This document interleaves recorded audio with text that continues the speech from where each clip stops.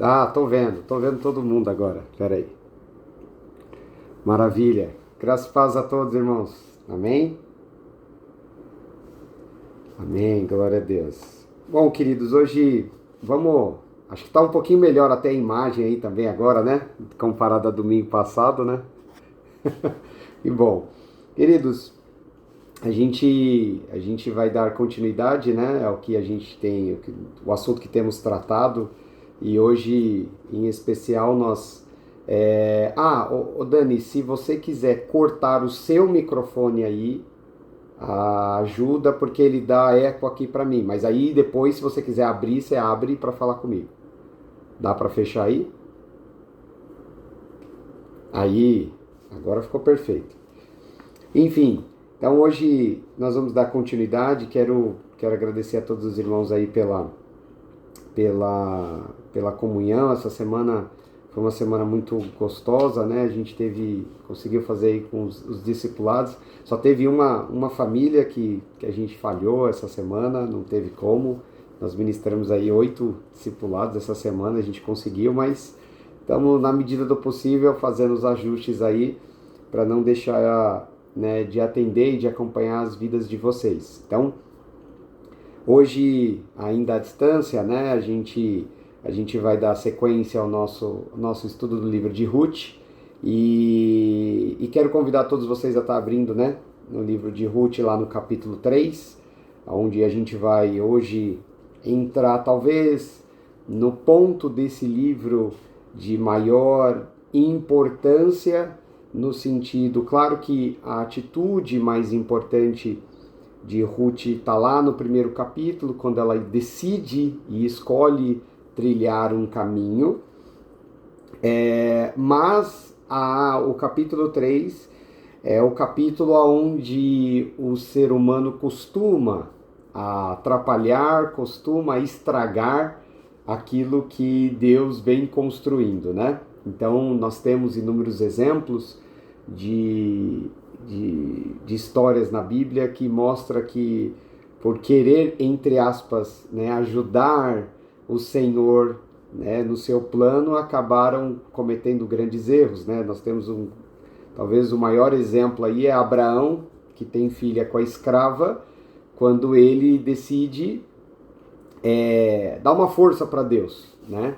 E aí acaba que colhemos os frutos aí, a nação de Israel colhe o fruto até hoje da sua escolha errada, né? Então o capítulo 3 ele tem uma importância muito grande exatamente por isso, porque é um ponto de grande... é onde Ruth poderia estragar o que estava sendo construído e desenhado. E é sobre isso que nós vamos falar hoje, de como saber como agir, saber como, em que momento nós temos que tomar a frente das coisas e que momento Deus espera que a gente coloque o cajado no mar e marche, né?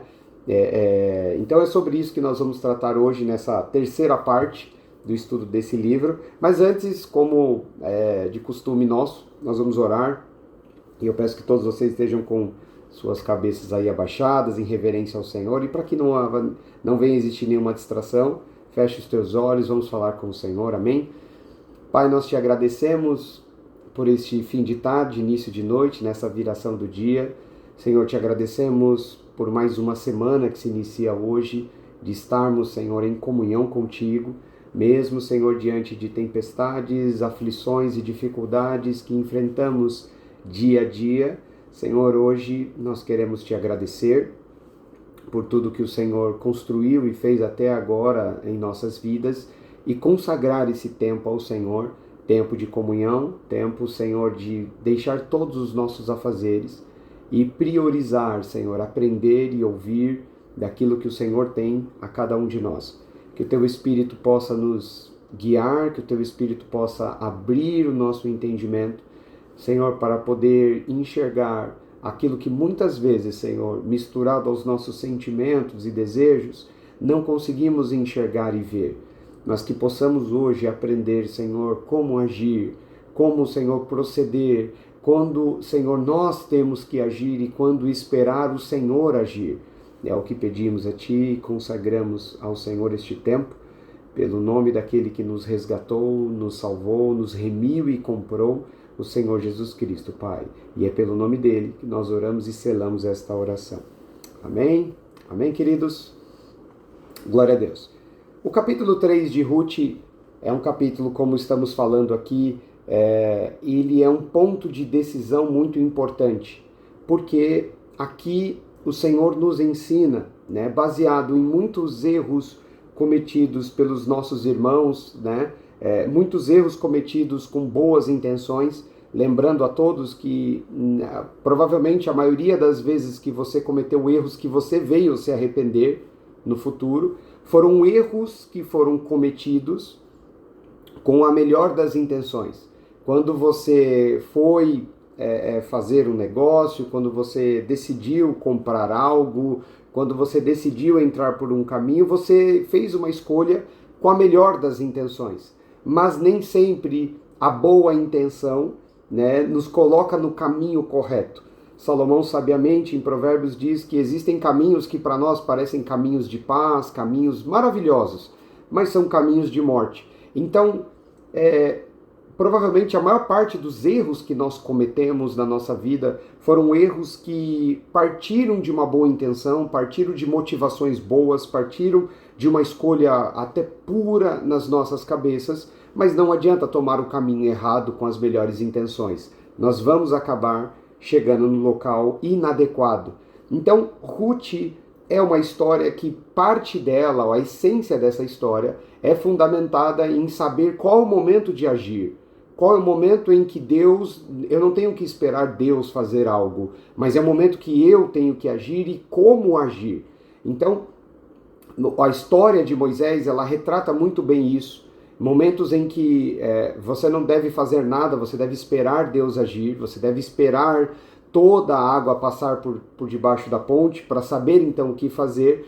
E aí você vê Moisés no início do seu ministério ainda um pouco perdido em o que fazer, que momento fazer, ele pede orientação a Deus quase que em tudo aquilo que ele vai fazer. Porém, você vê Moisés já no fim da sua vida, já um homem que ele começa a fazer as coisas e nem sempre ele está pedindo a direção de Deus, porque ele já entende aquilo que Deus espera, ele já sabe como deve agir. Por esse é o objetivo.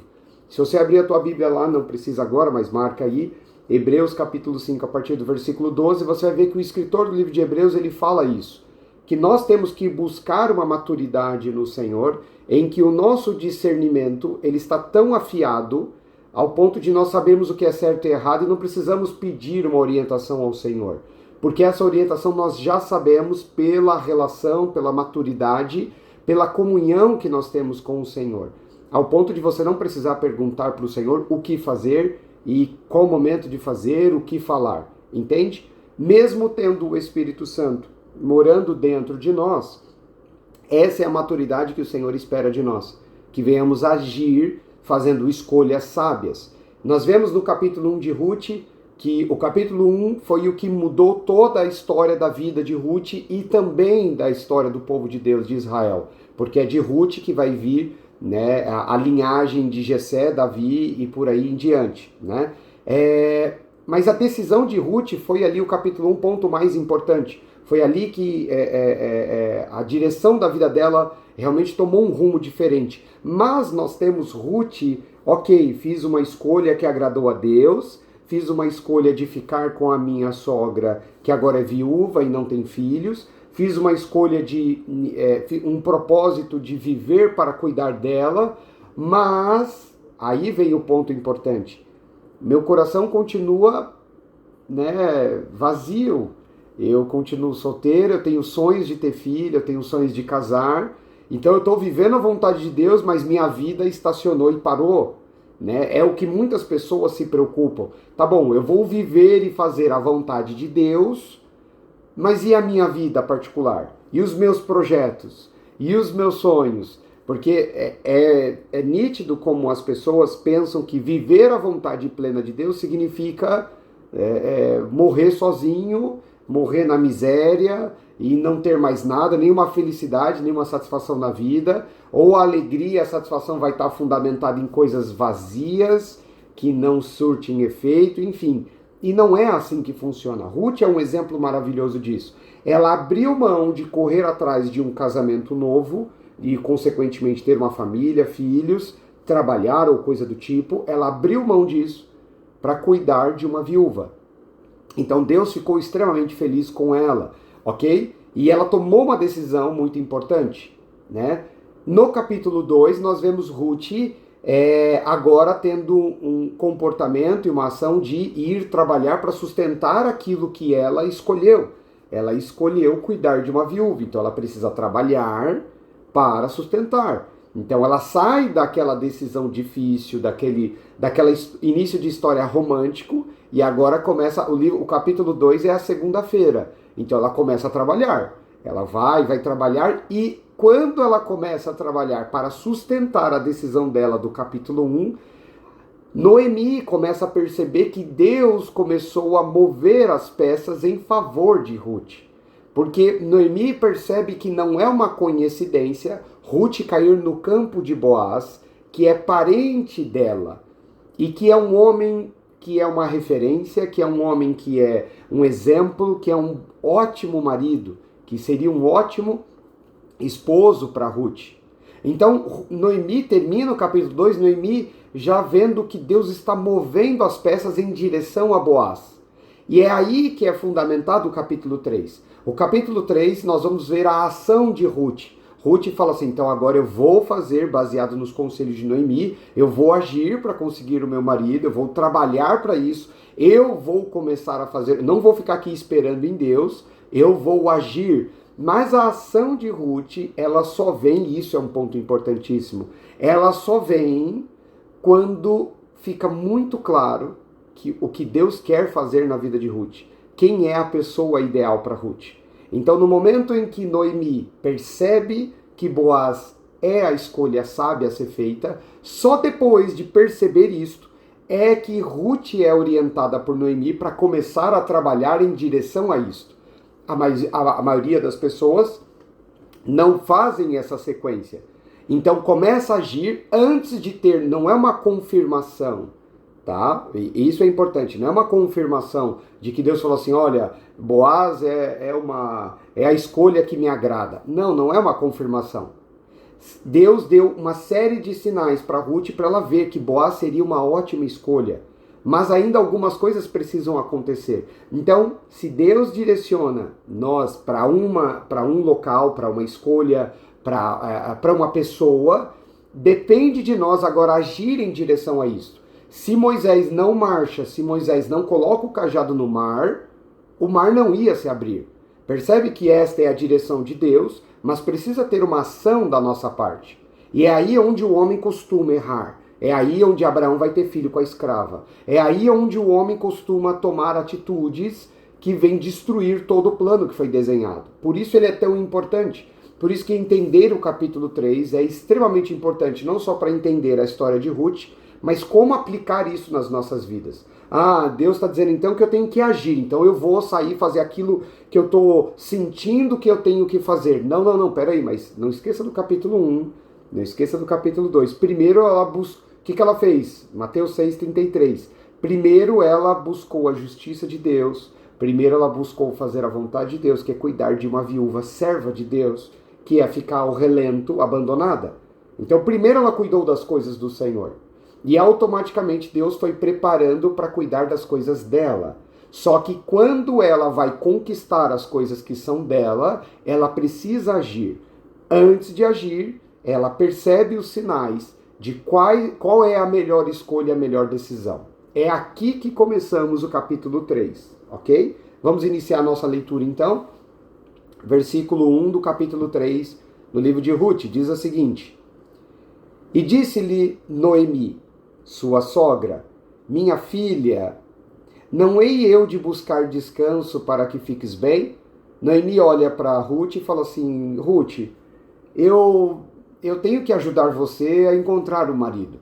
Eu tenho que ajudar você a construir uma família. Porque você abriu mão disso por minha causa. Então Noemi demonstra uma consciência de que a ajuda de Ruth está custando muito para Ruth. A escolha dela de ajudar Noemi está custando para ela o quê? O futuro dela, um casamento, filhos, né? Que é o que todo homem e mulher quer.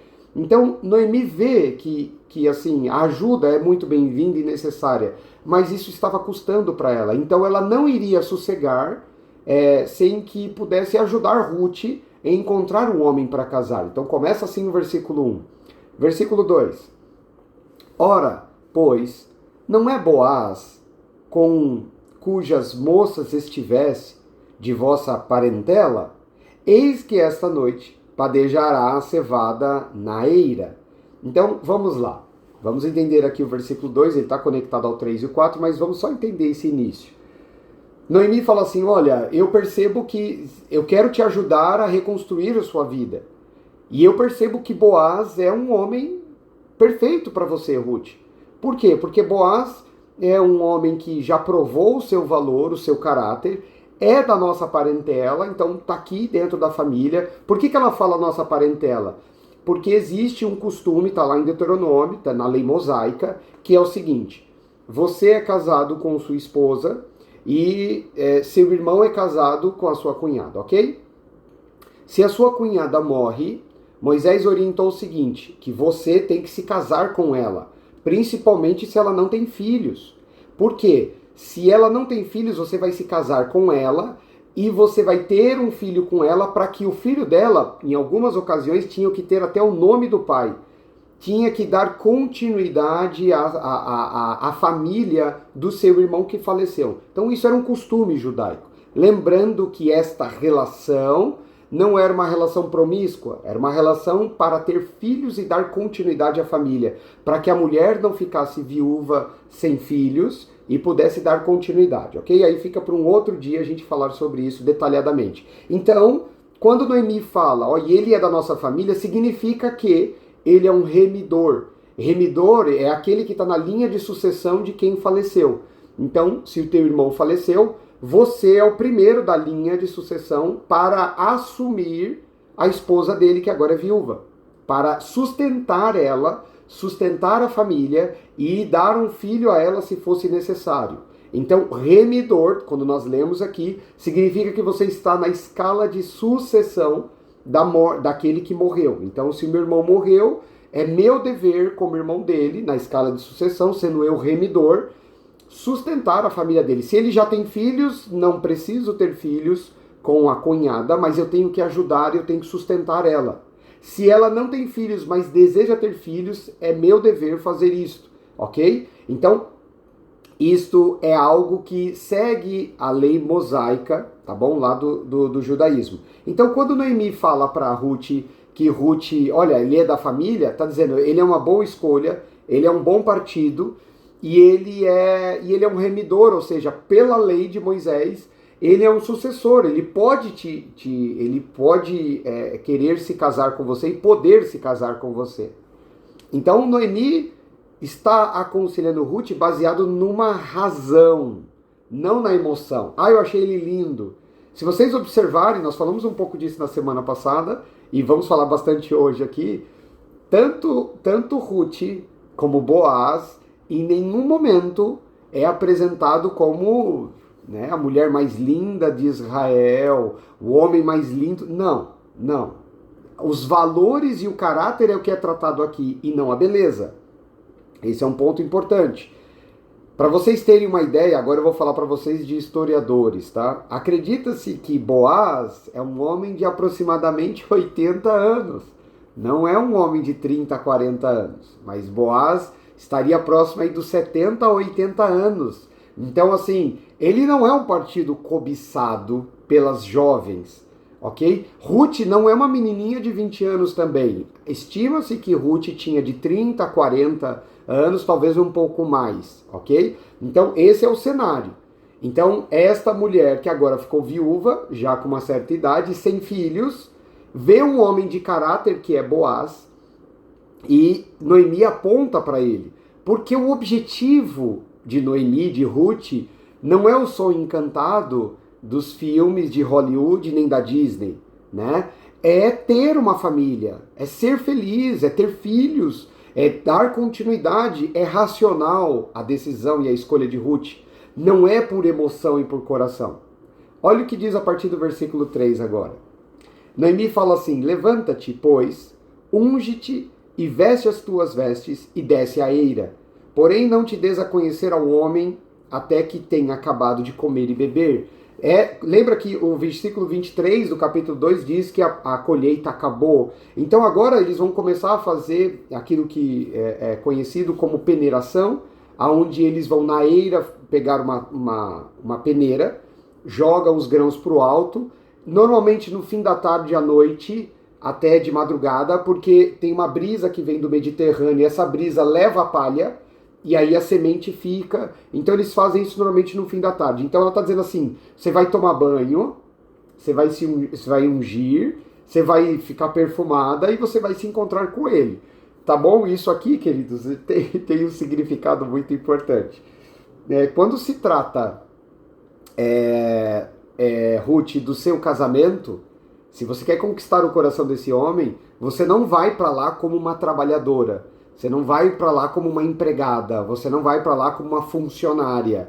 Você vai para conquistá-lo, ok? Então você toma banho, passa perfume, coloca sua melhor roupa, e você não está indo para lá porque até então Boaz conhece você como a funcionária, que está com uniforme para trabalhar. Não, agora Boaz precisa conhecer a mulher Ruth, a beleza dela. Então, é isso que Noemi está falando para ela, né? É interessante porque muitas pessoas, muitos casais, seja homem e mulher, tá? Isso vale para os dois.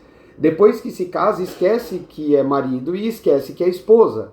E vive como, desculpa a expressão, mulambo, parecendo, né, um mendigo, morador de rua.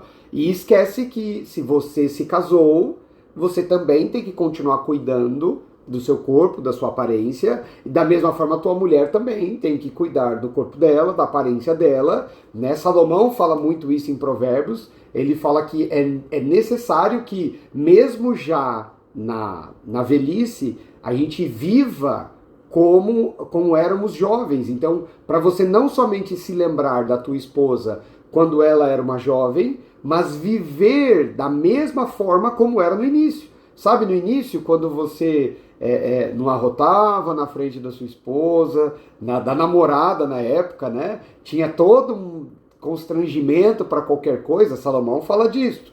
E aqui Noemi está falando assim: olha, se você quer ganhar o coração desse homem, você tem que se apresentar como uma mulher e não como uma funcionária. Que é o que muitas vezes acontece nos casamentos, e vocês não têm ideia de como isso destrói casamentos. Quando as pessoas param e começam a achar que depois que eu casei, agora ai dele, ai dela, se quiser algum outro caminho, Deus vai pesar a mão, mas porque não se preocupa. Não se preocupa em continuar apresentável ao seu marido e não se preocupa em continuar apresentável à sua esposa. E isso vale para os dois, ok? Eu vejo hoje muitos homens que não acompanham a sua esposa em termos de se preocupar com isso. E eu vejo também mulheres que não acompanham o seu marido, então vivem como se, né, fosse morador de rua que dorme na mesma cama que você. E não é assim. Por isso, Noemi está dizendo para Ruth: Ruth, se prepare para você se encontrar com ele, ok? Olha o conselho agora de Noemi depois da resposta de Ruth. Versículo, pode ser 4, né? E há de ser que quando ele se deitar, notarás o lugar em que ele se deitar. Então entrará e descobrir-lhe-ás os pés e te deitarás aos pés dele, e ele te fará saber o que deve fazer. Aí Ruth responde para ela no versículo 5, disse assim: e ela disse: tudo quanto me disseres eu farei. Aqui vamos fazer um gancho daquilo que falamos na semana passada e retrasada, né? Como Ruth, mesmo sendo uma mulher já formada, tido a experiência de já ter se casado, enfim, Ruth tem ela escuta os conselhos de uma mulher mais velha. Ela escuta o conselho de Noemi, que já viveu muito tempo, que sabe das coisas. Então, ela escuta Noemi e ela segue os conselhos de Noemi. E Noemi diz assim: depois que ele comer, beber, ele se deitar lá na palha, né, na montanha de palha da eira, você vai lá, descobre o pé dele, e deita aos pés dele ali e fica ali em sinal de submissão a ele. Por que que ele dormiria na eira? Porque quando existia esse trabalho, né, normalmente ali os fazendeiros dormiam nas eiras ali para que evitasse que os grãos fossem roubados durante a madrugada. Então, ela deu esse conselho e Ruth seguiu a risca. Versículo 6 agora. Então foi para a eira e fez conforme tudo quanto a sua sogra lhe tinha ordenado. Havendo, pois, Boaz comido e bebido, e estando já com o seu coração alegre, já estava um pouquinho já passado da conta, né? Acho que bebeu um pouquinho mais de vinho ali da conta, veio a deitar-se ao pé de um monte de cereais. Então veio ela de mansinho, ele descobriu os pés e se deitou. Exatamente como Noemi disse. Versículo 8. E sucedeu que pela meia-noite o homem estremeceu e se voltou, e eis que uma mulher jazia aos seus pés.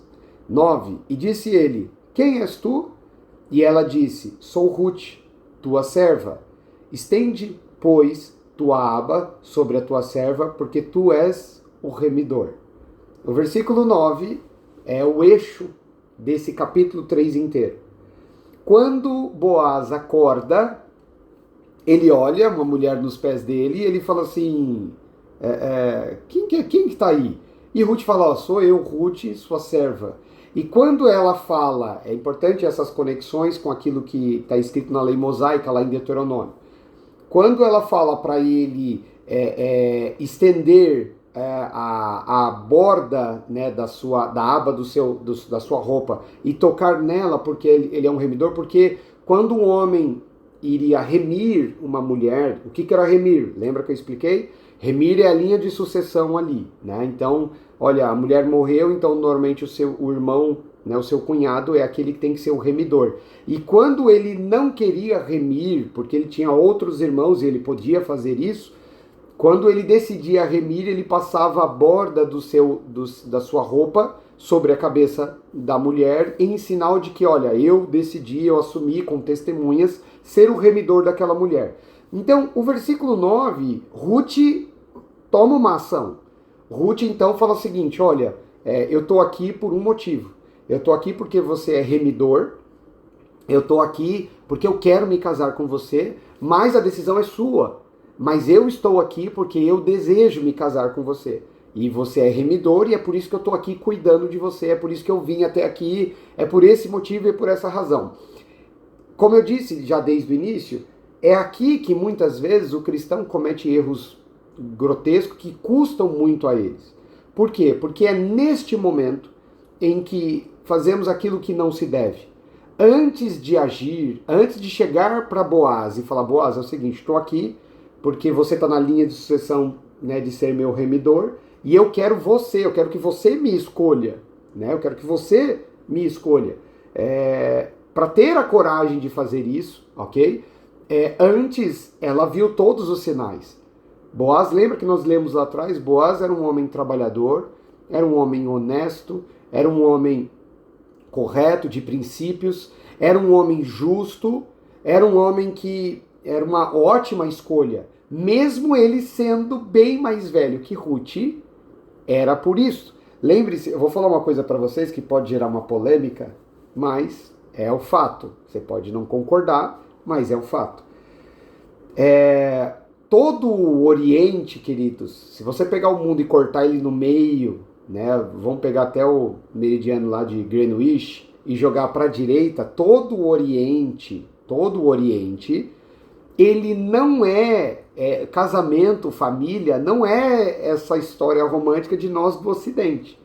Isso daí é uma coisa que nós herdamos dos europeus e dos americanos, todo esse romance, essa questão de ficar, não, se não houver química, de ficar arrepiado, se não for, sabe, se não encher os meus olhos, se não me encantar, eu não me caso, eu não escolho. Isto é uma cultura do Ocidente. Do Oriente, mais da metade da população, tá? Cerca de 60% da população do mundo vive fundamentado sobre escolher a pessoa com quem vai se casar pela razão e não pelo coração. Se é um homem que tem capacidade de sustentar a sua casa, se é um homem honesto, se tem princípio, se tem caráter, se é um homem que honra os seus pais, e da mesma forma as mulheres são medidas dessa forma. Não é por beleza, não é por, sabe, os olhos brilhou, até porque muita gente no Oriente, você nem sequer vê o rosto da mulher. E aí como é que acontece um casamento? É pelas atitudes e pelo comportamento. A Itália por muitos anos foi assim, até um pouco depois do fim do Império Romano, até que isso foi se perdendo. Nós ainda, por muito tempo, ainda fomos assim. Né? Os nossos avós, né, falavam, olha, o que era um bom partido? Né? Não era se era bonito. Bom partido, ó, é trabalhador, olha, é uma pessoa dedicada à família. Então, as escolhas nesse tempo, queridos, e até hoje, por uma boa parte do mundo, não é por esse lado fantasioso e romântico. Era simplesmente porque colocava na balança e falava assim, é uma ótima decisão. Então Ruth olha para todo o cenário e vê que Boaz, ela podendo escolher um mais novo, lembre-se, e o texto vai falar sobre isso, ela podia escolher um homem mais novo, ela podia, inclusive da linha sucessória de remissão, ela poderia fazer isso. Mas ela escolheu Boaz. Por quê? Porque Boaz é um homem de caráter. Então Ruth não precisa correr riscos. Ela faz uma escolha fundamentada em razão, ok? E aí Boaz então agora vai se manifestar. E disse ele, versículo 10, bendita sejas tu, tu do Senhor, minha filha. Melhor fizeste esta tua beneficência do que a primeira, que é quando ela ajuda Noemi, pois após nenhum jovem fostes, quer pobre, quer ricos. Então, Boaz se sente muito honrado, porque ele fala assim, Ruth, você poderia ter escolhido gente mais nova do que eu. Você poderia ter escolhido um jovem rico, você poderia ter escolhido um jovem mais bonito, mais novo do que eu, mesmo que fosse pobre. Mas você me escolheu, então assim, Boaz se sente extremamente honrado, porque Ruth se interessar por Boaz demonstra também o caráter de Ruth. Demonstra também quem ela é. Lembra que a Ruth ficou famosa em Belém por conta da decisão de cuidar de Noemi. A fama dela correu pela cidade.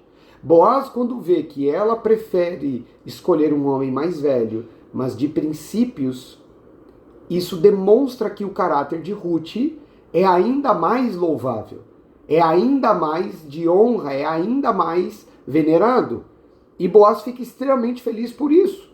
Ele fica ali realmente, puxa vida, não achei que ainda alguém iria se interessar por mim. E Boaz então fica feliz por isso. E faz a declaração do versículo 11, aquilo que Salomão nos ensina a procurar, e Boaz achou. Versículo 11, agora pois, minha filha, não temas, tudo quanto dissesses te farei, pois toda a cidade do meu povo sabe que és mulher virtuosa. Então, aquela mulher virtuosa que é tão difícil de ser encontrada aqui, Salomão fala em Provérbios, aquele que encontrar, né, uma mulher virtuosa achou um tesouro. Aquele que achar uma mulher virtuosa, olha, não tem, né, pedra preciosa mais importante que isso. É como encontrar um rubi. Quase que nós todos aqui vamos passar 70, 80, 90, 100 anos da nossa vida e a gente nunca vai ver um rubi com os nossos próprios olhos. Imagine encontrar, imagine possuir um. Tamanha dificuldade de se ter uma mulher e um homem também virtuoso. Então, Boaz não vê o seu valor, mas Ruth vê valor em Boaz.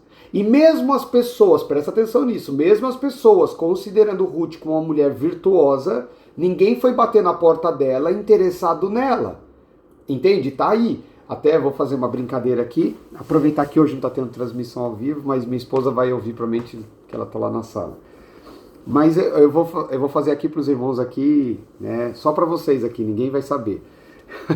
Que é engraçado que teve algumas ocasiões que algumas pessoas comentaram, né, já para Jéssica assim, nossa, mas você é uma mulher de muita sorte, porque você encontrou um homem de Deus, um homem que serve a Deus, um homem que conseguiu prosperar, né? Muita sorte. E aí, quando a gente escuta essas coisas, eu falo que engraçado, né? Quando eu conheci a Jéssica e quando eu decidi namorar a Jéssica, queridos, não tinha. Eu não falo isso, né? Poderia até ter vergonha de falar isso, mas não tenho vergonha, não. Mas não tinha ninguém brigando na igreja, nem no ministério inteiro, que tinha 60 igrejas, não tinha ninguém brigando para casar comigo. Não, eu tinha 10 opções e escolhi a Jéssica. Não, não tinha opção nenhuma, querido. Tinha ninguém se matando para vir atrás de mim. É engraçado que depois que dá certo, aí fala, nossa, como você teve isso? Não, a gente estava lá, estava disponível. Ninguém, né? Ninguém chegou, ninguém falou nada, a gente estava lá. Aí depois, lá na frente, vai vir a família de Ruth. Olha que coisa maravilhosa. Eu falo assim, nossa, Ruth, como você é sortudo. Ué, mas Boaz estava aí, por que vocês não... Né? Por que ninguém foi lá deitar no pé dele? Por que ninguém, né, falou, Boaz, casa comigo, eu quero me... Né, por que ninguém se interessou? É engraçado que depois que as coisas acontecem, aí é sorte. Mas quando é no momento ali de ver essas qualidades, ninguém enxerga. Ninguém vê essa... Ruth é uma mulher virtuosa, mas cadê os homens indo atrás dela? Boaz é um homem virtuoso, mas cadê as mulheres indo atrás de Boaz? É interessante, queridos, que por mais que, para aquelas, né, que eu já vi, não na nossa igreja somente, já teve sim casos aí, mas ao longo de todos esses anos, com adolescentes, aconselhando adolescentes e jovens, poxa, Diogo, mas é tão difícil achar esse homem, achar essa mulher. E aí eu falo assim, olha, é porque você não está olhando o caráter, você não está olhando princípios, muitas vezes o que você está olhando é o que vai passar com o tempo. A beleza acaba, querendo ou não acaba. A gente tem um monte de prova aí, né, na igreja, né, que beleza acaba. Uma hora acaba, a idade vem, as rugas vêm, os cabelos brancos, a beleza vai indo embora. O que vai ficando? Aquilo que realmente importa. E Ruth está olhando para isso. Boaz fica encantado com isso porque ela é uma mulher virtuosa, mas ele nunca ousou, né, ir lá e propor isso para ela. Por quê? Porque Boaz sabe, não, peraí, eu sou muito mais velho, né, não tenho, né, não sei se ela vai querer um homem mais velho, ela é jovem, ela ainda tem idade, né, para casar com homens da idade dela. Então Boaz recua, ele acha ela uma mulher virtuosa, ele valoriza ela no capítulo 2, mas ele não age, por quê? Porque, peraí, quem tem a perder, Boaz ou Ruth? Ruth. Então, quando Ruth se aproxima de Boaz, Boaz então olha e fala assim, puxa vida, é uma honra, claro que eu quero, né? Isso aqui para mim seria maravilhoso. Uma mulher virtuosa como você é tudo que um homem quer, mas por que ele não teve atitude? Porque era uma diferença muito grande entre eles. Numa cultura em que o homem vai até o pai e fala, quero me casar com a sua filha. E ali eles negociam o casamento. Por que Boaz não fez isso? Porque Boaz não se achava digno de Ruth. E Ruth então vem até os pés dele, né, valorizando quem ele era, e faz essa proposta. Boaz então fala, olha, é claro que eu aceito a sua proposta, porque você é uma mulher virtuosíssima. Mas aí, vamos lá, queridos, aí volta... Agora, vamos imaginar o seguinte, que momento isso está acontecendo? Trazendo para os nossos dias de hoje. É como se eles fossem começar a namorar. É como se eles fossem, legal, vamos namorar então. Então vamos namorar, que legal, que bacana. Você gosta de mim, eu gosto de você. Eu não imaginava isso, mas já que você se declarou, legal. O que normalmente acontece, queridos? Agora vamos fazendo aqui, né, memória e menção a muitas coisas que a gente já viu. Relacionamentos que começam muito bem, relacionamentos que você vê que, puxa vida, olha, parece que Deus juntou essas duas partes, né? Como foi bom, o caminho deles se cruzaram, Ruth e Boaz é um casal perfeito. Só que daí pra frente, o que esse casal começa a fazer? Eles começam a se precipitar e esquecem a razão. E aí começam a estragar aquilo que iria dar certo. Tinha tudo para dar certo. Mas por que não deu certo a médio e longo prazo? Porque se precipitou. Porque ficou olhando para sentimento, para coração. Não olhou para a razão. Então Boaz fica encantado com a atitude de Ruth. Ruth fica feliz porque Boaz aceitou a proposta deles. Então agora vamos ser felizes. Não. Boaz agora, que ele é o cabeça, ele toma uma decisão. Olha o versículo 12. Porém agora é muito verdade que eu sou o remidor. Eu estou na escala de sucessão. Mas ainda outro remidor há mais chegado do que eu. Eu não sou o primeiro na linha de sucessão. tem uma outra pessoa na minha frente. Então, percebe que ele... então vamos o seguinte, vamos se casar, vamos ser felizes, já você gosta de mim, eu gosto de você, vamos ser felizes. Não, peraí. É aquilo que muitas vezes no tempo em que nós vivemos acontece. Puxa vida, a menina é uma bênção, o menino é uma bênção, né? Os dois estão trabalhando, querem se casar, tem tudo para dar certo, mas esquece de ser racional. Aí vai casar, porque está desesperado para casar, vai morar no fundo da casa da sogra, vai viver de aluguel, não é assim. Tem que continuar sendo racional. Tudo bem, nós nos gostamos, então vamos nos preservar, vamos comprar uma casa. Enquanto a gente não tiver condição de comprar um terreno, construir ou comprar um apartamento financiado, em ter a nossa própria casa, a gente não precisa casar. Percebe que a racionalidade tem que continuar existindo, mesmo depois que parece que deu tudo certo. Não é que deu tudo certo, queridos. Até o versículo 11, tudo se encaixou, mas a história não acabou ainda. Não é o fim da vida. Não é o último suspiro da alma. Tem muita coisa para acontecer, então não é porque deu certo até agora que vai continuar dando certo, mesmo que a gente tome atitudes imprudentes. Nós podemos estar num relacionamento abençoado, podemos estar no caminho certo, podemos estar com uma pessoa que amamos, feliz com ela, mas não significa que não existe mais nada para fazer, que tudo vai dar certo e que a gente vai ser feliz para sempre. Não! Nós ainda podemos estragar um relacionamento que Deus abençoa, nós ainda podemos estragar um relacionamento que está dando certo, nós ainda podemos estragar um relacionamento que está tudo encaixado para dar certo, se nós seguirmos a nossa vida com emoção, com imprudência, com o coração que é enganoso e perverso. Entende que, calma. Então Boaz fala o seguinte, peraí, mas vamos fazer tudo da forma certa, ok? Tudo da forma certa? Porque eu sou um remidor, é fato, mas eu não sou o primeiro da escala de sucessão, tem uma pessoa que vem antes de mim. Então olha como eles seguram os sentimentos, seguram as emoções e não tomam decisões pelas emoções, pelos sentimentos, pelas vontades até carnais. E nem seus sonhos e seus projetos particulares. Eles voltam para a razão e falam... Aí Boaz fala assim, então vamos fazer o seguinte, vamos lá. Tem um que vem na minha frente, eu vou conversar com ele, se ele não se interessar em você, então você é minha, a gente casa e vai ser feliz para sempre, ok? Mas e se ele se interessar? Paciência. Mas e se a gente não tiver condição de comprar uma casa, não tiver condição de se manter? Não vai casar. Paciência. Mas é o meu sonho. Paciência.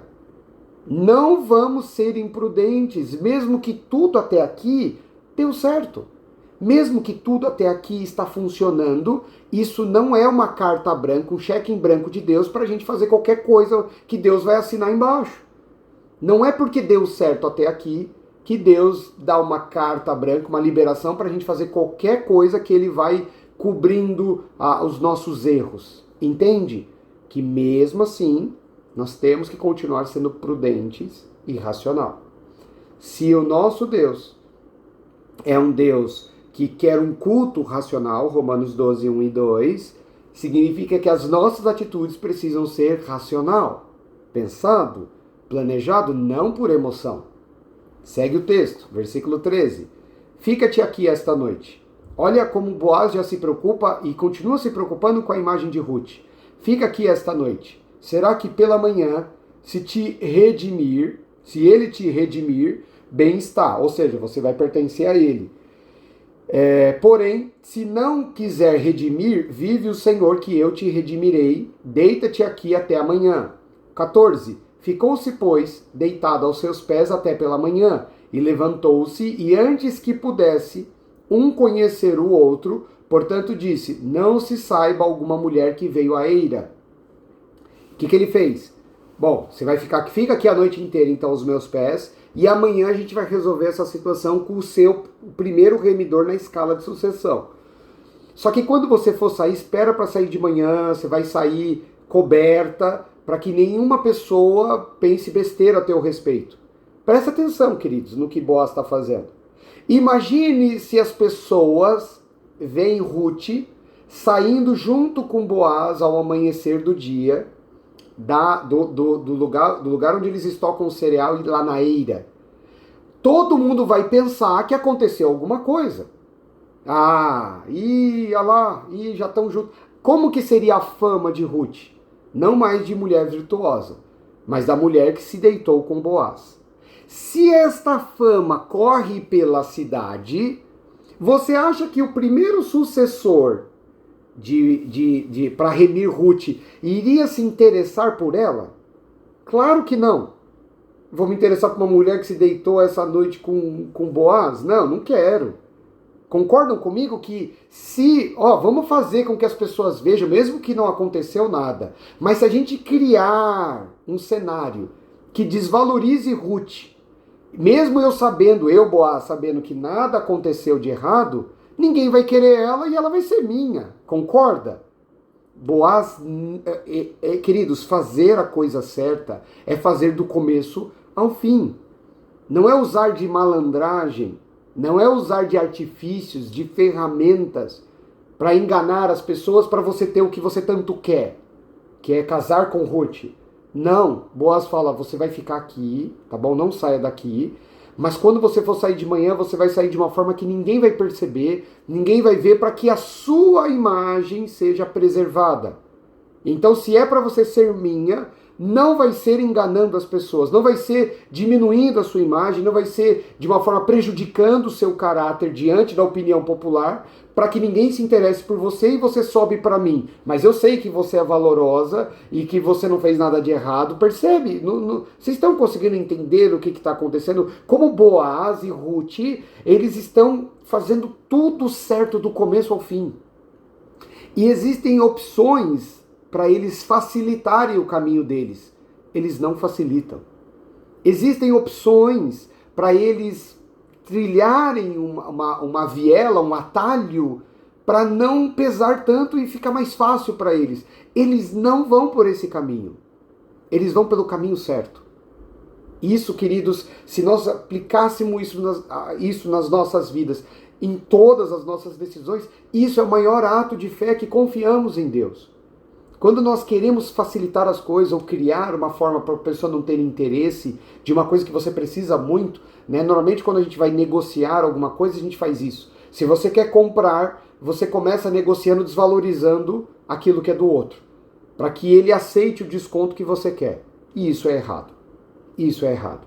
Não, mas é porque se ele quiser que eu pague o que ele está pedindo, eu não tenho condições de pagar. Então não compre. Então não compre. Não minta, não engane, não crie uma situação constrangedora para desvalorizar uma coisa que tem valor, para que você possa adquirir mais barato. Entende o que está sendo dito aqui? Não é só sobre relacionamentos, é sobre a nossa postura em tudo. Se Boaz é correto em tudo que ele faz, não vai ser diferente com Ruth. Não vai ser diferente nessa ocasião. Então, se aquilo vale muito, muito, e vai ter muita gente interessado, não queira enganar a opinião das pessoas para que aquilo seja desvalorizado com uma mentira ou com engano, para que você consiga adquirir e seja seu. Não vale a pena. Entende o que Boaz está fazendo aqui? É exatamente isso. Segue o texto. E disse mais, versículo 15: dá cá o roupão que tens sobre ti e segura-o. E ela segurou. E ele mediu 6 medidas de cevada e lhe as pôs em cima. Então entrou na cidade. Então o que ele fez? Bom, para que não exista, primeiro você vai sair daqui de uma forma que ninguém vai achar que aconteceu alguma coisa entre nós. Segundo, eu vou te abençoar, porque se as pessoas virem você saindo daqui com... é como se fosse, queridos, aqui, o que ele está dizendo no versículo 5, desse roupão, é como se ela tivesse, sabe... aquele avental de cozinheira que tem, como se fosse um bolso de canguru, mamãe canguru, é exatamente isso, tá? E ele encheu aquilo ali, né, junto com as medidas de cevada, para que se alguém visse ela saindo, mesmo de uma forma que não viesse a levantar suspeita, iria ver ela com a cevada, dizendo o seguinte: ela foi lá porque eles escolheram, agora vão começar a vender, e ela foi comprar. É isso que as pessoas iriam pensar. Então ele prefere abençoar ela. Ele prefere abrir mão de, como diz aqui no texto, né, de 6 medidas de cevada. Não era só para abençoar a vida dela e Noemi. mas era também para que em nenhuma hipótese as pessoas pensassem mal de Ruth. Percebe a preocupação de Boaz com os mínimos detalhes para preservar a imagem, para preservar a honra de Ruth, para valorizar ainda mais Ruth, para que, se ela for minha, ela vai ser minha sem malandragem, sem engano. Como muitas vezes as pessoas fazem para adquirir coisas, para depois testemunhar que foi Deus que deu. Entende o que nós estamos falando aqui? Queridos, se o Senhor está ao teu lado, onde você planta, né, os seus pés, aonde você se compromete a fazer, confia, o Senhor vai cuidar de todas as coisas. Você não precisa enganar as pessoas. Agora olha que interessante, versículo 16. E veio a sua sogra, a qual disse: como se te passaram as coisas? Como é que foi tudo lá? Como que ocorreu, minha filha? E ela lhe contou tudo quanto aquele homem lhe fizera. E disse mais: estas 6 medidas de cevada me deu, porque me disse: não vás vazia a tua sogra, não volte para sua casa sem nada na mão. Agora olha que Noemi fala para Ruth no versículo 18. Então disse ela: sossega, minha filha, até que saibas como irá o caso, porque aquele homem não descansará até que conclua hoje este negócio. Olha que interessante. Quando normalmente as pessoas contam que estão começando a gostar de alguém, para uma amiga, para um amigo, vem uma empolgação, né? Ai, que legal, então como é que é? Não, liga para ele, combina com ela, de sair hoje, de não sei o quê, e vem uma empolgação. Olha como Noemi é sábia. Noemi, primeira coisa que ela fala para Ruth, mesmo não sabendo se Ruth está tão empolgada assim, Noemi fala para Ruth: Ruth, fique em paz, sossega, não se preocupa, não fique eufórica, não fique assim ansiosa, não. Primeira coisa, eu quero que você fique tranquila, até que você descubra o que vai acontecer, porque pode ser, aí é uma possibilidade de que você não se case com ele, de que o remidor que está na frente de Boaz acabe se casando com você. Então, se isso acontecer e você criou uma expectativa muito grande, você vai ser obrigado a casar com um homem que você nem quer. Você está criando na sua cabeça uma imagem, está desenhando um quadro, e é o que mais as pessoas fazem, está lá em Tiago capítulo 5, as pessoas pintam um quadro e imaginam o futuro e criam uma ansiedade sobre aquilo, e isso é um veneno para si próprio. Tiago 5 diz que, olha, é completamente louco o homem que faz planos: eu vou para tal cidade, eu vou contratar, eu vou fazer isso, vou ganhar muito dinheiro, vou ficar rico. Você nem sabe se você vai acordar amanhã e já está fazendo planos. A Bíblia nos ensina lá no Salmo 68, agora me fugiu a memória. Nem sempre a gente lembra de todos, mas acho que é 68. Depois eu me recordando aqui, eu reforço com os irmãos. A Bíblia diz que, presta atenção, uma das formas de você adquirir depressão, está escrito lá, uma das formas de você adquirir depressão é você criar muita expectativa na sua vida, em tudo. Você cria expectativa profissional, você cria expectativa familiar, você cria expectativa conjugal, você cria expectativa sobre seus filhos, você cria expectativa. O que é expectativa? Você espera que alguma coisa aconteça daquele jeito, daquela forma, e você fica criando expectativas. Aí o que o salmista diz? Ela não acontece, ela não se realiza. E aí o seu coração, a sua alma, adoece. Adoece. Você cai em depressão por quê? Porque você desenhou um futuro que não aconteceu. Então a Bíblia fala de pelo menos 3 pilares que levam o homem à depressão. E um dos pilares é exatamente você ficar criando expectativa de tudo. Você fica desenhando as coisas na sua cabeça. Ah, esse ano tem que acontecer isso. Esse ano vai acontecer isso. Eu determino, eu creio, eu declaro. Você fica criando essa expectativa. Aí não acontece.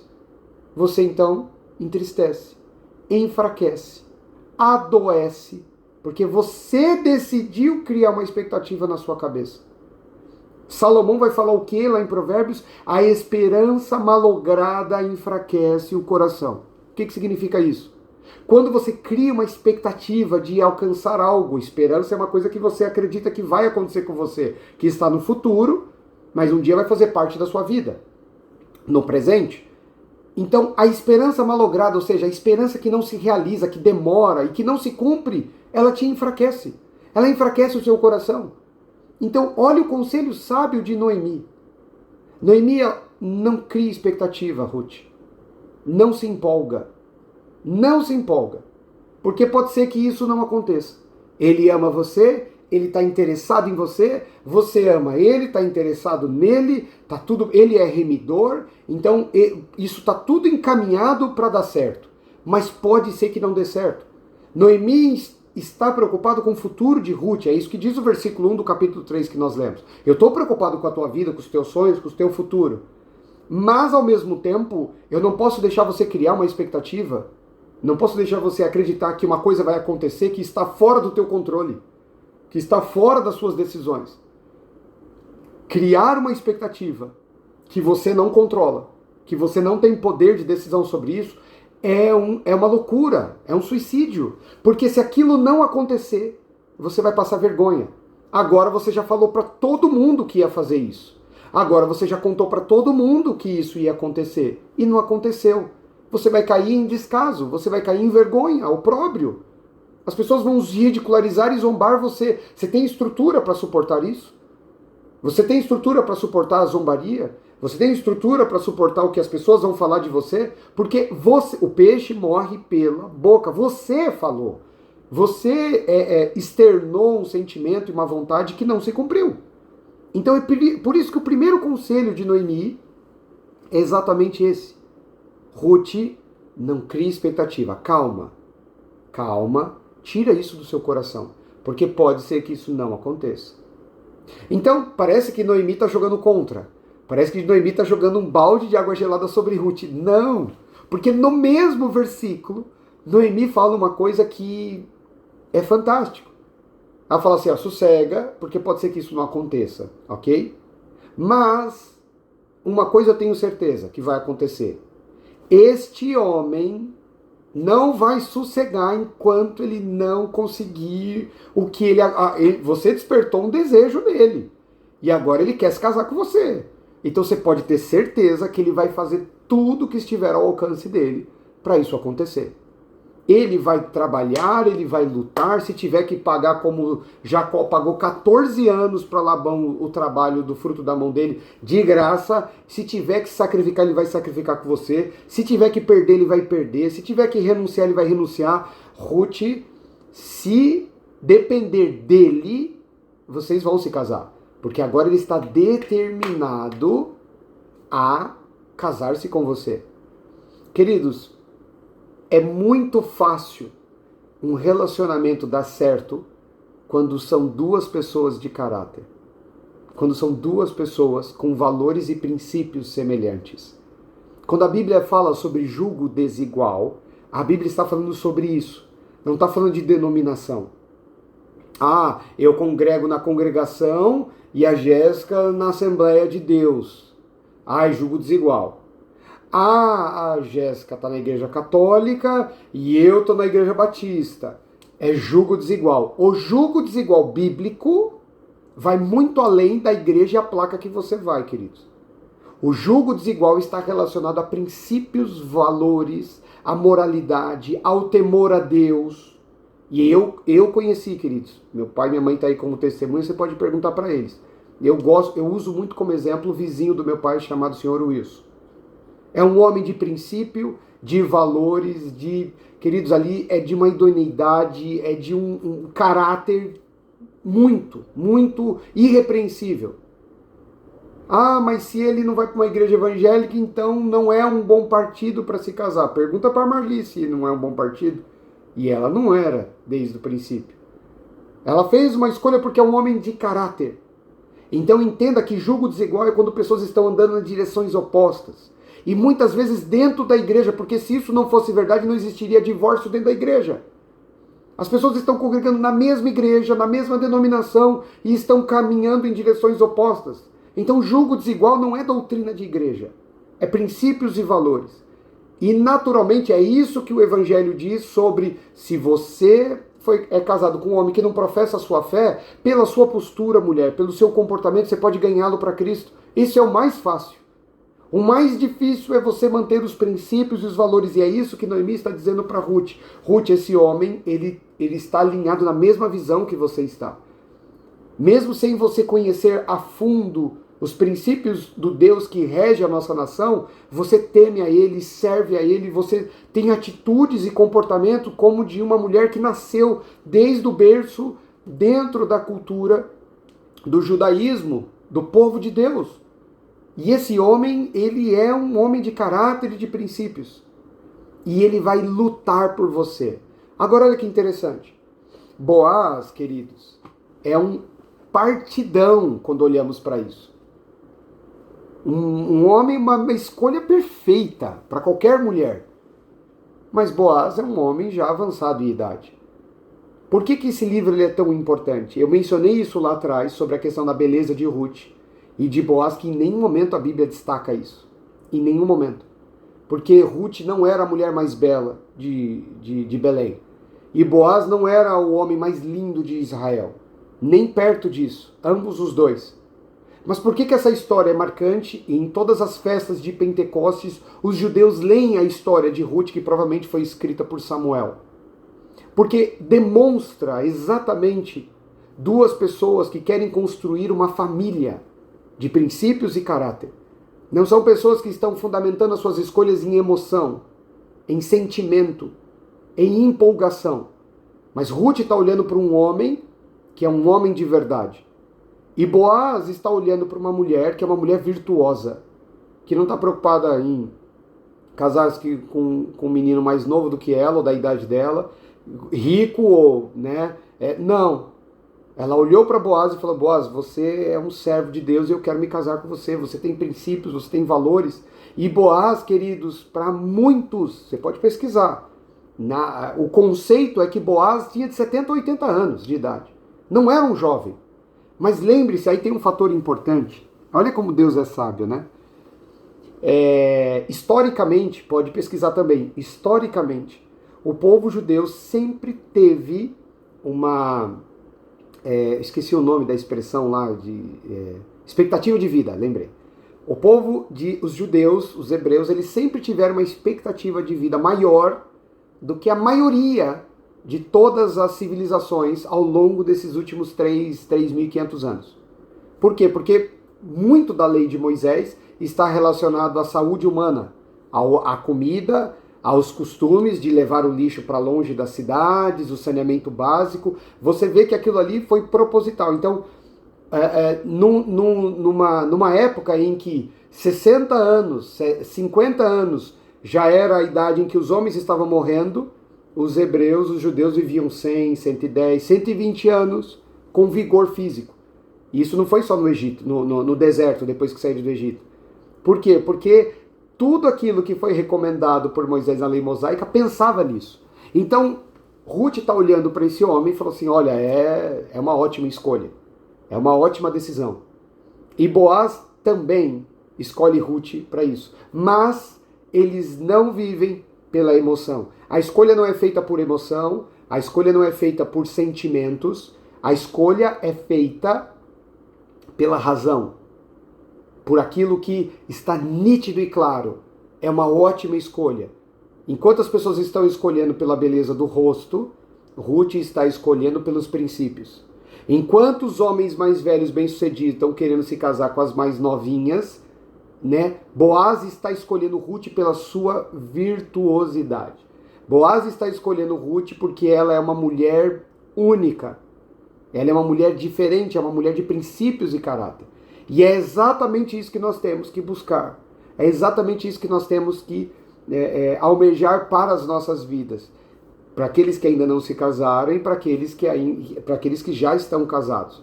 É isso que nós temos que... Porque aqui a Bíblia está ensinando sobre um relacionamento, mas está ensinando também, coloque-se no lugar de Noemi, aquela que aconselha. Então, mesmo que nós, que já estamos casados, não vamos passar mais por esse processo, a não ser que venhamos a ficar viúvo ou por uma outra ocasião, nós podemos aconselhar os que estão vindo após, né, os que estão vindo depois de nós. Nós podemos orientá-los. exatamente fundamentado nisso. Amém? Glória a Deus. Vamos orar, queridos? Vamos?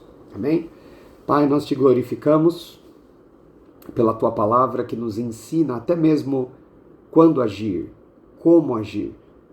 Que as nossas escolhas e as nossas decisões, elas devem sempre estar fundamentadas, Senhor, em escolhas que estejam alinhadas à tua vontade, de forma racional, equilibrada, Senhor, e que agradem o Senhor, não buscando interesses particulares, não, Senhor, focando naquilo que nem sempre, Senhor, desperta a tua plena vontade, mas que, Senhor, despertam aquilo que é necessário para com as nossas vidas.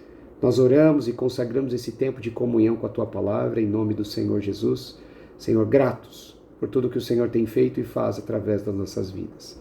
Assim, consagramos esse tempo a ti, Pai, e este culto também ao Senhor, pelo nome do nosso Salvador, o Senhor Jesus Cristo. Amém? Amém, querido?